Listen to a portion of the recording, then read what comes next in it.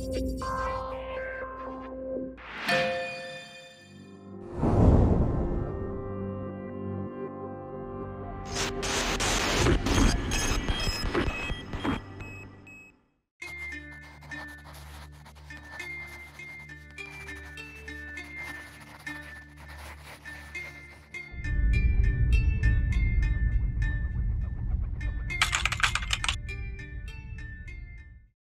1972. Apparaît sur les écrans des télévisions américaines Wait Till Your Father Gets Home, une sitcom d'animation comique qui met en scène la famille Boyle et principalement les interactions entre le paternel, Harry, face aux membres de sa famille, passant de sa femme Irma jusqu'à ses enfants, Alice, Chet et Jamie. Présentée au public originellement comme une simple série comique, Wait Till Your Father Gets Home marque en réalité un tournant décisif dans le monde du divertissement animé. En effet, il s'agit de la première série d'animation dite pour adultes proposant le pitch suivant. Un père conservateur s'oppose à sa famille sur diverses attitudes sociales de l'époque. En une seule phrase, le show met en avant les thématiques principales que va traiter la série, dans une optique à la fois humoristique mais surtout satirique. Mais qu'est-ce qu'une série pour adultes ? Par sa définition, une série pour adultes est une série qui n'est pas adaptée à un public auquel on pourrait s'attendre de la part d'une série d'animation. Ces séries offrent généralement un scénario explicite, si ce n'est directement cru, qui dépeint de manière plus ou moins subtile la vie du point de vue d'un adulte, et au travers de sujets de société tels que la violence ou encore le sexe. Cependant, c'est réellement en 1989 que va être popularisé ce genre au travers du classique qu'est Les Simpsons, créé par Matt Groening. Le concept est simple, on suit le quotidien d'une famille américaine loufoque dans l'optique de se moquer ouvertement d'elle. Le succès est au rendez-vous, engendrant aujourd'hui un total de 34 saisons et de plus de 700 épisodes. Ainsi, dans la suite logique, apparaissent d'autres séries dont le concept est fondamentalement le même, telles que South Park en 1997, Family Guy en 1999 ou encore American Dad en 2005, pour ne citer que les plus connus. Toutes ont pour optique, à leur manière, de se moquer des Américains de leur époque, en plaçant la situation dans un contexte différent selon la série. Cependant, avec l'émergence des sites de streaming tels que Netflix, Amazon Prime, OCS ou encore Disney+, cela a permis de développer cette catégorie du domaine du divertissement au travers de créations originales, car ces plateformes offrent la possibilité de faire des choses beaucoup plus permissives que ce qui est permis à la télévision. Ainsi, beaucoup de séries du type voient le jour, dont les plus connues sont aujourd'hui Archer, une parodie trash et vulgaire de James Bond, diffusée depuis 2009 sur FX puis sur FXX, et créée par Adam Reed. Good day, sir. Rick and Morty, où un petit-fils et son grand-père vivent des aventures dans des dimensions parallèles, créée par Justin Roiland et Dan Harmon, et diffusée sur Adult Swim depuis 2013. Buckle up. Ou encore Disenchantment, parodie des contes de fées au travers de personnages alcooliques et détestables par Matt Groening, diffusée sur Netflix depuis 2018. That's enough. En vulgarisant, ces séries ont permis de se détacher de leur but initial dans l'optique de toucher un domaine plus large. Ces séries sont beaucoup plus en lien avec notre époque et cherchent à créer des personnages profonds avec des volontés, des doutes et un caractère qui n'est pas définissable au travers d'un seul mot.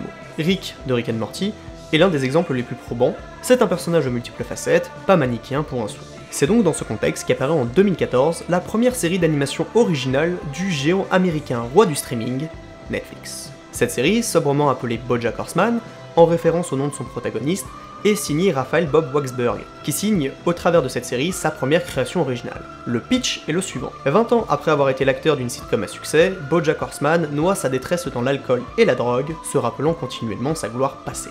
Même si le pitch de la série peut nous laisser sur notre faim, BoJack Horseman est une série puissante et intelligente, tantôt drôle, tantôt criante de violence et de brutalité, au travers des codes de la sitcom. Pour un total de 6 saisons et de 76 épisodes, la série raconte l'histoire de 5 personnages principaux, BoJack Horseman, Janet Nguyen, Todd Chavez, Mr. Peanut Butter et Princesse Caroline, l'évolution de leur relation dans la vie de Hollywood tournant principalement autour de leur démon intérieur. En effet, ce qui marque le plus dans BoJack Horseman, c'est le traitement de ces personnages et la réalité de la représentation de leurs sentiments.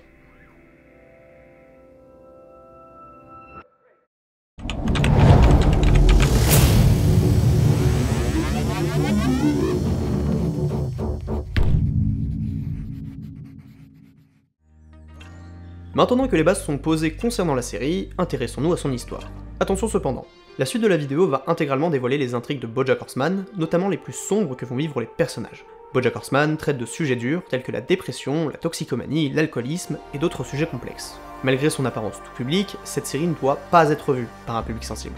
Ainsi, si vous êtes touché par ce genre de sujet ou plus généralement n'êtes pas à l'aise lors du visionnage d'œuvres de fiction parlant de ce genre de sujet, passez votre chemin.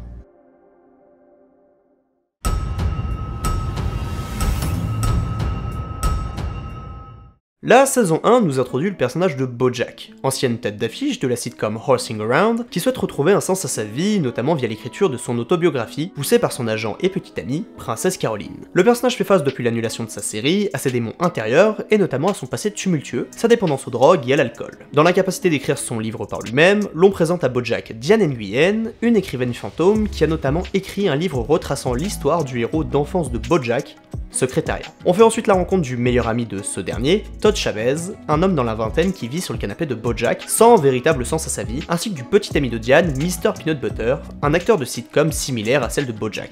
La saison va offrir à ces 4 autres personnages un épisode qui leur est directement consacré. Todd, avec son opéra rock, saboté par notre protagoniste qui ne veut pas se retrouver seul sans lui, Diane, mise en avant par la mort de son père et la relation conflictuelle avec sa famille, Mr. Peanut Butter au travers du vol du dé, et Princesse Caroline en montrant la difficulté de sa vie d'agent, notamment à cause de Bojack, avec qui elle va définitivement rompre dès sa rencontre avec Vincent Adultman.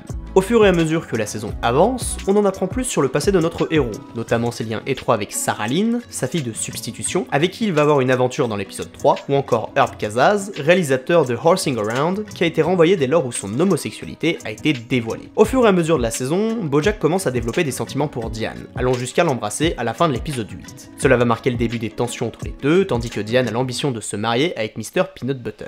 Cette tension trouvera son point d'orgue à la fin de l'épisode 10, alors que Bojack rejette sévèrement le portrait qui a été fait de lui par Diane dans son livre, allant jusqu'à vouloir saboter sa sortie, en vain. Le succès de One Trick Pony fait ressortir du placard le projet Secrétariat, Bojack étant choisi comme acteur principal et Diane comme conseiller en personnage, leur permettant une seconde collaboration sous le règne de Kelsey Jennings. Todd et Mr. Peanut Butter, quant à eux, se lancent dans une société de production de films, PB Levine. Cette saison est pour beaucoup la moins intéressante et réussie. Cela est dû à une histoire trop décousue et des sous-intrigues qui peinent à avoir de l'importance, tant elles s'enchaînent sans lien pivot, hormis les personnages, dont les interactions déjantées peinent à convaincre. Les personnages principaux sont objectivement pauvres de développement, se contentant de créer sur tous les toits à quel point leur vie est misérable et qu'ils se détestent eux-mêmes. L'exemple le plus probant est le coup de téléphone entre Bojack Horseman et Tom Jumbo Grambo, un journaliste dans l'épisode 2. Cependant, certains épisodes parviennent à rendre les personnages touchants, comme l'épisode 7, qui montre subtilement l'impact néfaste qu'a Bojack sur les personnes autour de lui. A noter cependant, la gestion du rythme de cette saison est particulièrement sauvée par la qualité du montage, faisant ressortir les blagues en désamorçant une phrase par une situation à l'inverse de ce qui est dit. L'humour est une notion subjective, mais personnellement, moi, ça me va. Pour conclure, la première saison de Bojack Horseman est longue, peu développée, ne parvient pas à créer du lien envers les personnages et encore moins de l'empathie. Bojack semble être le centre névralgique de l'histoire, tout semble graviter autour de lui, ne laissant absolument aucune place au hors-champ, donnant l'impression que lorsque les autres personnages ne sont pas à l'écran, ils n'existent pas. Les 12 premiers épisodes sont donc particulièrement lents, mais ils mettent en place des événements et des éléments qui seront essentiels à la suite de l'histoire. Le résultat est donc en demi-teinte, à l'univers visuel riche, mais dont l'histoire et les personnages peinent à convaincre.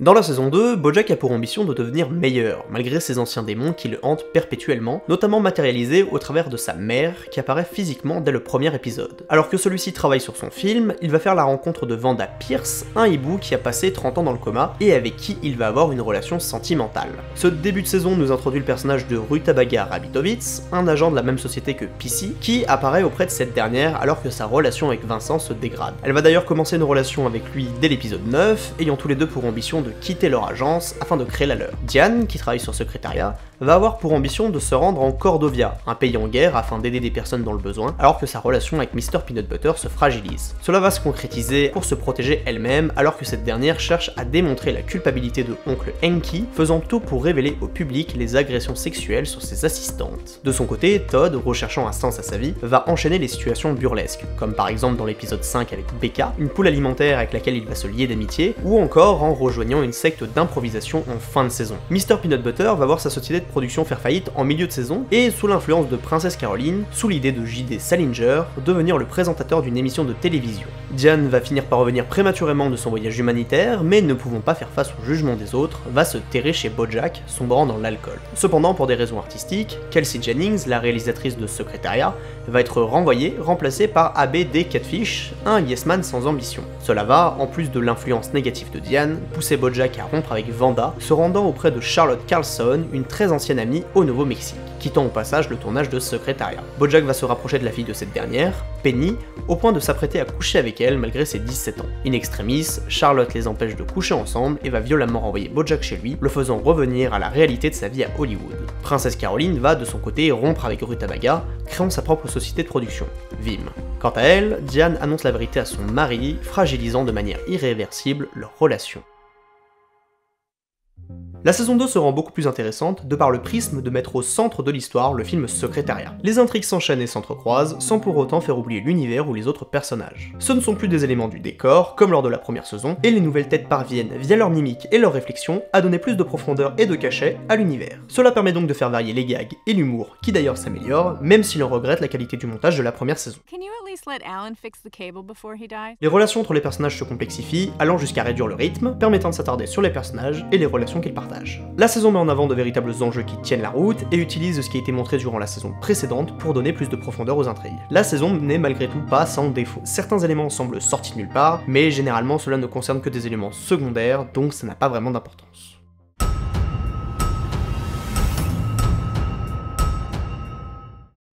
La saison s'ouvre sur le retour de BoJack dans la production de Secrétariat plusieurs mois plus tard. Le film a d'ailleurs été finalisé au travers d'un BoJack de synthèse qui semble conquérir le cœur du public et des producteurs. Le jeu de BoJack est jugé tellement bon que ce dernier a pour ambition de concourir aux Oscars dans la catégorie meilleur acteur. BoJack va donc faire la rencontre de Hannah Spanakopita, sa nouvelle publicitaire qui aura pour but de le faire gagner. La relation entre les deux est particulièrement ambiguë car les deux couchent ensemble, mais Hannah ne souhaite pas faire évoluer leur relation au-delà. Cependant, cette dernière a une énorme influence sur BoJack. En effet, elle le convainc de revenir ici durant l'épisode 9. En milieu de saison, lors d'une soirée, Todd va recroiser une ancienne amie d'enfance à lui qui fut accessoirement son ancienne petite amie, Emily, avec laquelle il va se lancer dans un projet de taxi, Cabracadabra ou Tough Meuf en VF. Durant cette même soirée, BoJack et Emily vont coucher ensemble, refusant sur le moment de le dire à Todd. Ce secret va peser sur la jeune femme, qui va, sans expliquer pourquoi, à son ami, se retirer du projet. Il va d'ailleurs finir par l'apprendre en voulant énormément notre protagoniste. De son côté, Princesse Caroline gère sa propre agence, accompagnée dans cette tâche par son nouvel assistant, Judah. Elle va d'ailleurs rencontrer dans l'épisode 5 Ralph Stilton, avec qui elle va rapidement avoir la volonté d'avoir un enfant. Mr. Peanut Butter voit sa série annulée par J.T. Salinger, mais se voit offrir la possibilité de présenter la cérémonie de nomination aux Oscars. Suite à un problème d'organisation, ce dernier va annoncer BoJack comme l'un des nominés, erreur qui va d'ailleurs être rectifiée par la suite. BoJack, dont les émotions vont en montagne russe, va se rendre auprès de Sarah Lynn dans l'optique d'oublier de manière radicale ce qui vient de se passer, vivant une période de beuverie enchaînant drogue et alcool. Cette période de plusieurs semaines s'achève par la mort de Sarah Lynn suite à une overdose au planétarium, BoJack ne pouvant rien faire pour la sauver. Le personnage va une nouvelle fois fuir Hollywood, se rendant là où le vent le portera.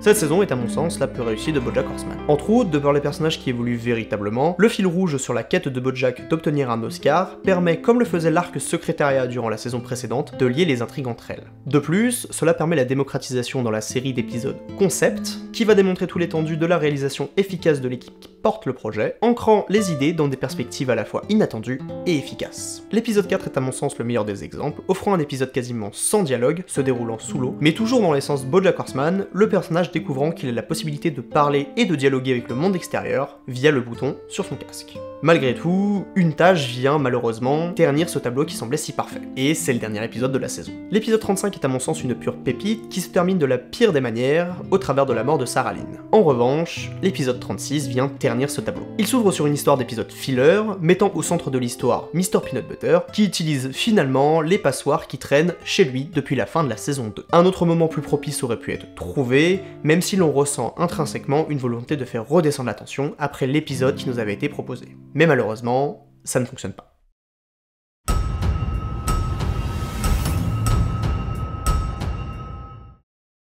La saison 4 s'ancre principalement sur les origines de BoJack et les liens qui n'étaient jusqu'alors que vaguement cités avec les membres de sa famille. Pour ce qui est des autres personnages, ils vont suivre tout le long de la saison des arcs narratifs très différents, réduisant drastiquement les interactions qu'ils vont partager. Princesse Caroline et Todd vont collaborer dans la carrière de Courtney Portnoy, une jeune starlette en étant pour la première sa manager et pour le deuxième son petit ami et fiancé. Todd met fin à la relation en mi-saison pour des raisons de conscience et PC est renvoyée par Courtney qui la juge responsable de ses échecs au cinéma. Pour PC, ce renvoi va la faire tomber au plus mal, rompant au passage avec Ralph Stilton avec qui elle partage une relation depuis la moitié de la saison 3. Diane, quant à elle, travaille toujours chez Girl Crush, alors qu'en parallèle, Mr. Peanut Butter s'engage en politique, face d'abord à Woodchuck Berkowitz, puis change de camp et décide de se confronter à Jessica Biel, son ex-femme. Cette situation va mettre leur relation au plus mal, poussant Diane à notamment dénigrer le travail de son mari dans son journal. Après avoir fui Los Angeles suite à la mort de Sarah Lynn, Bojack se rend dans le Michigan, notamment dans la maison au bord du lac de sa famille. De retour à LA, celui-ci va faire dès l'épisode 3 la rencontre de Hollyhock, une jeune pouliche de 17 ans, qui suppose être sa fille et qui veut connaître l'identité de sa mère. Rapidement, la recherche de sa génitrice biologique va les pousser à se rendre auprès de Béatrice, la mère de Bojack, devenue démente.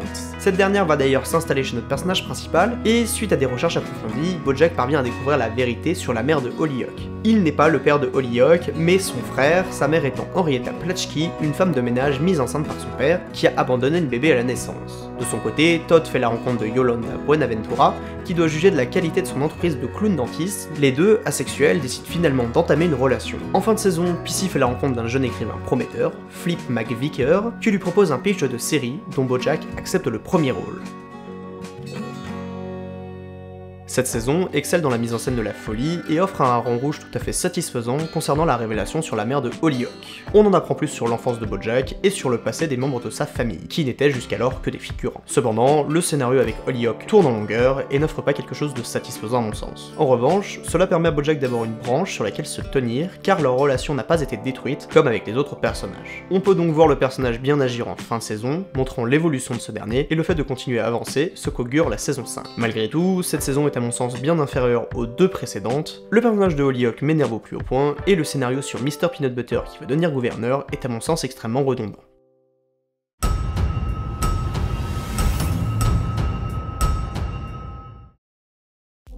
Cette avant-dernière saison s'ouvre sur le tournage de Filbert, auquel tous les personnages principaux vont participer. La série est écrite et réalisée par Flip McVicker, et Bojack interprète le personnage principal, Filbert, avec en côté d'affiche Gina Cazador, avec qui il va avoir une relation. La relation conflictuelle avec le réalisateur va pousser Bojack à faire engager Todd dans la société de production partenaire, dont il va devenir le directeur ad sales, et donc le producteur de la série. Il va d'ailleurs rompre avec Yolanda au début de la saison. Diane et Mr. Peanut Butter vont divorcer. Diane part une période au Vietnam, dans l'optique de ne faire plus qu'une avec ses origines, tandis que Mr. Peanut Butter s'amourage d'une serveuse, Pickles. Diane et Mr. Peanut Butter rejoignent le projet Filbert en tant que respectivement co-scénaristes et acteurs. En parallèle, la mère de Bojack meurt, donnant place à un épisode somme toute intéressant. Dès l'épisode 10, la série est diffusée, sans problème, et fait un carton plein. Une deuxième saison s'engage, mais les troubles psychologiques et la toxicomanie de Bojack refont surface, créant ainsi un bad buzz autour du projet. Une vidéo de lui en train d'étrangler Gina est diffusée sur internet. La saison 2 de Filbert est finalement annulée suite à un problème de financement. Bojack prend la décision de partir en cure de désintoxication,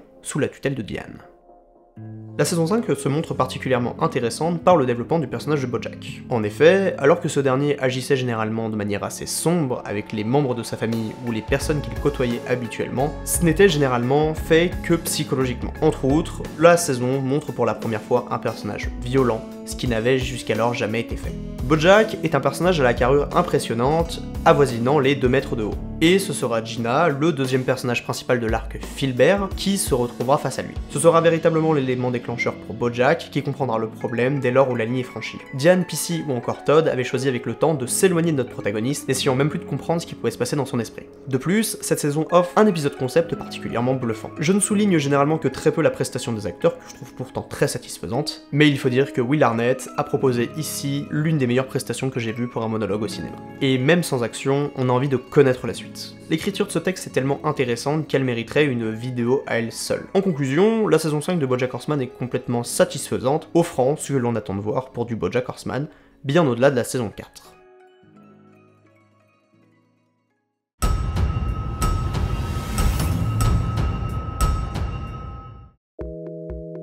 Contrairement à la saison 5, dans cette dernière saison, tous les personnages ont une vie chacun de leur côté. BoJack est en cure de désintoxication, Diane parcourt le pays avec Guy, son caméraman et petit ami pour la version vidéo de Girl Crush, Princesse Caroline adopte un enfant, Rooty, Mr. Peanut Butter est sur le point de se marier avec Pickles, et Todd devient babysitter de Rooty et se met en couple avec Maud. On en apprend beaucoup plus sur son enfance, au travers de son beau-père, Jorge, et des conflits qui opposent les deux. Diane tente de travailler sur un livre dès le rachat de Girl Crush et son renvoi de la société, ce qui va la faire retomber en dépression. Dès l'épisode l'épisode 6, Bojack sort de cure et entreprend les démarches de devenir professeur à l'université de Holyoke. Il devient professeur de théâtre, cependant 2 journalistes vont tenter de découvrir la vraie raison de la mort de Sarah Lynn, se rapprochant donc de Bojack. La vérité éclate, Bojack est responsable de la mort de Sarah Lynn et aurait pu empêcher qu'elle ne meure. Bojack se fait lyncher et est blacklisté de tout Hollywood. Il va finir dans une dernière soirée par retomber dans ses anciennes habitudes, buvant avant de s'évanouir dans la piscine de son ancienne maison. Omettant les actions de l'avant-dernier épisode, Bojack finit en prison mais a l'autorisation de sortir pour le mariage de Princesse Caroline avec Judah, son assistant. La série se termine par une discussion sur le toit de la maison de Mr. Peanut Butter entre Bojack et Diane. Cette saison nous offre un rythme beaucoup plus posé, parfois soporifique, allant à l'inverse de l'aspect avance à toute allure qu'avaient les saisons précédentes. Fini les épisodes dynamiques, chaque épisode a maintenant une trame définie avant de passer à l'épisode suivant. Tous les personnages principaux qui partageaient jusqu'alors des histoires en commun ne se côtoient que rarement. L'on perd cette proximité, mais aussi la comédie, pour se concentrer sur les thèmes principaux de la série. Malgré tout, la saison est contrainte de par son développement à laisser place à des épisodes creux qui peuvent tout bonnement paraître longs. La saison fait 4 épisodes de plus que les précédentes, brisant une routine qui fonctionnait jusqu'alors plutôt bien. Pour combler ce trou de presque 1h30, les scénaristes ont jugé bon, à tort, de mettre en avant un duo de journalistes, Paige Sinclair et Maximilian Banks, qui prennent inutilement du temps d'écran. Le choix est malgré tout compréhensible au vu des thèmes profonds qu'apporte la série, permettant de respirer entre les moments trop scabreux. Malgré tout, la saison persiste dans ses idées de mise en scène, permettant des analogies puissantes de la dépression ou encore de l'alcoolisme, notamment au travers de l'excellent épisode 75. Dommage d'ailleurs que ce dernier ne soit pas le dernier de la saison, tant il conclut parfaitement l'histoire de Bojack. À titre personnel, je pense que l'épisode 76 a été fait dans une volonté de ne pas rendre la fin trop tragique, ne se concluant pas sur la mort de Bojack, mais sur une compréhension de ses démons intérieurs. Une fin somme toute intéressante, mais qui ne parvient malheureusement pas à égaler ce qui a pu être fait par le passé. Pour conclure, la saison 6 marque une véritable rupture avec ce que nous avons pu voir par le passé. Mais cette dernière n'est pas à la hauteur des attentes, surtout après une saison 5 qui avait mis la barre très haut. On nous présente un Bojack qui évolue à son rythme, mais dans un monde où il n'est plus le centre.